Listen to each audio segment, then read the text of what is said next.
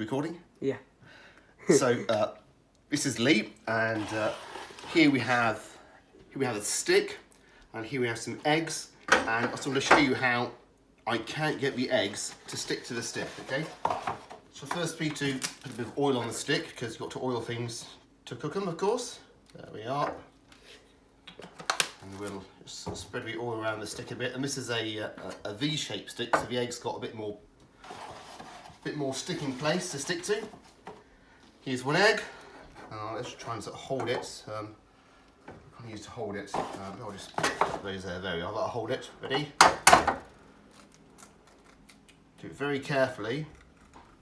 See, no matter how I try, the egg does not stick to the stick. I try and get it on really carefully, look, but it's just so slippery. It keeps coming off.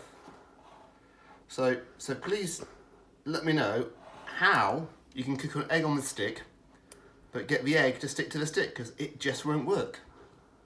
Over to you.